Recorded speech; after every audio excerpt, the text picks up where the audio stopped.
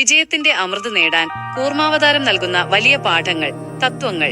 നമസ്കാരം സുഹൃത്തുക്കളെ, ദശാവതാര പരമ്പരയുടെ 9ാമത്തെ ദിവസത്തിലേക്ക് ഏവർക്കും സ്വാഗതം. കഴിഞ്ഞ ദിവസം പാലാഴി മന്ദിരത്തിൽ ഉയർന്നു വന്ന വിഷത്തെക്കുറിച്ചും അമൃത് നേടിയെടുക്കാൻ ഭഗവാൻ എടുത്ത മോഹിനി രൂപത്തെക്കുറിച്ചും നമ്മൾ കണ്ടു. കേൾക്കാൻ നല്ല രസമുള്ള ഒരു കഥ എന്നതിനപ്പുറം നമ്മുടെ ജീവിതത്തിൽ വലിയ വിജയങ്ങൾ നേടാനും പ്രതിസന്ധികളെ അതിജീവിക്കാനും ആവശ്യമായ അത്ഭുതകരമായ ചില ജീവിത പാഠങ്ങൾ കൂർമാവതാരം നമുക്ക് നൽകുന്നുണ്ട്. ഒരു സാധാരണക്കാരന് തന്റെ ജീവിത ലക്ഷ്യങ്ങൾ നേടിയെടുക്കാൻ ഈ 2ാമത്തെ അവതാരം എന്തൊക്കെയാണ് പഠിപ്പിച്ചു തരുന്നത് എന്ന് നമുക്ക് നോക്കാം. 1ാമത്തെ പാഠം: വലിയ ലക്ഷ്യങ്ങൾക്ക് കൂട്ടായ്മ അത്യാവശ്യമാണ്. കൂട്ടായ പരിശ്രമം. പാലാഴി കടഞ്ഞ് അമൃതെടുക്കുക എന്നത് ദേവന്മാർക്ക് തനിയെ ചെയ്യാൻ കഴിയുന്ന ഒന്നല്ലായിരുന്നു. അതിനായി അവർക്ക് തങ്ങളുടെ ശത്രുക്കളായ അസുരന്മാരുടെ സഹായം തേടേണ്ടി വന്നു. നമ്മുടെ ജീവിതത്തിലും വലിയ ബിസിനസ് വിജയങ്ങളോ വലിയ ലക്ഷ്യങ്ങളോ നേടണമെങ്കിൽ നമുക്ക് തനിയെ എല്ലാം ചെയ്യാൻ കഴിയില്ല. പലപ്പോഴും നമുക്ക് താല്പര്യമില്ലാത്ത ആളുകളുമായി പോലും ഒന്നിച്ച് പ്രവർത്തിക്കേണ്ടി വരാം. വ്യക്തിപരമായ അഭിപ്രായ വ്യത്യാസങ്ങൾ മാറ്റിവെച്ച് ഒരു വലിയ ലക്ഷ്യത്തിനായി മറ്റുള്ളവരുമായി സഹകരിച്ച് പ്രവർത്തിക്കാൻ തയ്യാറാകണം എന്നാണ് ഈ കഥ നമ്മെ പഠിപ്പിക്കുന്നത്. 2ാമത്തെ പാഠം: വിജയത്തിന് മുൻപ് വിഷം വരും. പ്രതിസന്ധികളെ നേരിടൽ. പാലാഴി കടയാൻ തുടങ്ങിയപ്പോൾ ആദ്യം ഉയർന്നു വന്നത് എല്ലാവരും ആഗ്രഹിച്ച അമൃതല്ലായിരുന്നു, മറിച്ച് പ്രപഞ്ചത്തെ മുഴുവൻ നശിപ്പിക്കാൻ ശേഷിയുള്ള കാളകൂട വിഷമായിരുന്നു. നമ്മുടെ ജീവിതത്തിലും ഇതൊന്ന് ആലോചിച്ചു നോക്കൂ. നമ്മളൊരു വലിയ കാര്യം ചെയ്യാൻ ഇറങ്ങിപ്പുറപ്പെടുമ്പോൾ ആദ്യം വരുന്നത് വലിയ വിജയങ്ങളായിരിക്കില്ല, മറിച്ച് വലിയ തടസ്സങ്ങളും വിമർശനങ്ങളും കഷ്ടപ്പാടുകളുമായിരിക്കും. അത് കണ്ട് ഭയന്ന് നമ്മൾ പിന്മാറരുത്. വിജയത്തിന്റെ അമൃത് ലഭിക്കുന്നതിന് മുൻപ് പ്രതിസന്ധികളുടെ വിഷം വരിക എന്നത് പ്രകൃതി നിയമമാണ് എന്ന് മനസ്സിലാക്കി മുന്നോട്ടു പോകാൻ നമുക്ക് സാധിക്കണം. 3ാമത്തെ പാഠം: പതറാത്ത അടിത്തറ ആവശ്യമാണ്. സ്ഥിരത.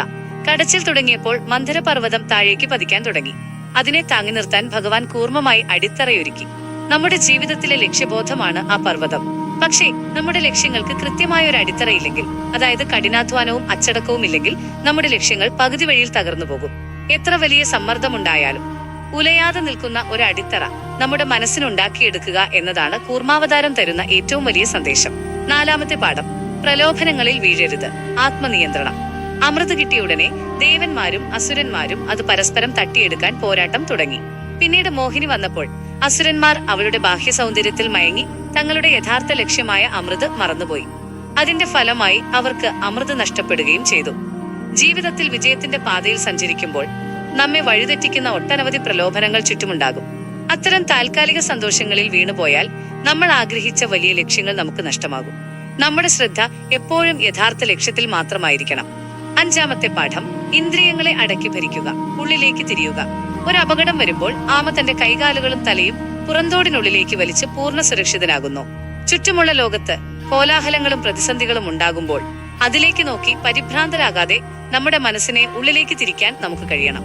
ചിന്തകളെ നിയന്ത്രിക്കാനും ഇന്ദ്രിയങ്ങളെ അടക്കി ഭരിക്കാനും കഴിയുന്നവന് മാത്രമേ എത്ര വലിയ കൊടുങ്കാറ്റിലും ശാന്തനായിരിക്കാൻ സാധിക്കൂ. ചുരുക്കത്തിൽ കൂർമാവതാരം നമ്മെ പഠിപ്പിക്കുന്നത് ജീവിതമാകുന്ന പാലാഴിയെ കടയുമ്പോൾ ഉണ്ടാകുന്ന വിഷങ്ങളെ എങ്ങനെ ധീരമായി നേരിടണമെന്നും താൽക്കാലിക പ്രലോഭനങ്ങളിൽ വീഴാതെ എങ്ങനെ വിജയത്തിന്റെ അമൃത് സ്വന്തമാക്കണം എന്നുമാണ്.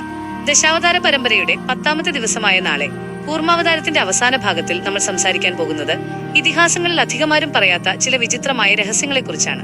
നാളെ കൂർമാവതാരം അധികമാരും അറിയാത്ത രഹസ്യങ്ങൾ എന്ന വീഡിയോയിലൂടെ നമുക്കത് കാണാം. ഈ വലിയ ജീവിത തത്വങ്ങൾ നിങ്ങളുടെ ചിന്തകളെ ഉണർത്തിയെങ്കിൽ വീഡിയോ ലൈക്ക് ചെയ്യാനും സുഹൃത്തുക്കളിലേക്ക് ഷെയർ ചെയ്യാനും മറക്കരുത്. അടുത്ത ദിവസങ്ങളിലെ വീഡിയോകൾക്കായി ചാനൽ ഇപ്പോൾ തന്നെ പിന്തുടരുക. നിങ്ങളുടെ അഭിപ്രായങ്ങൾ താഴെ കുറിക്കുമല്ലോ. നന്ദി, നമസ്കാരം.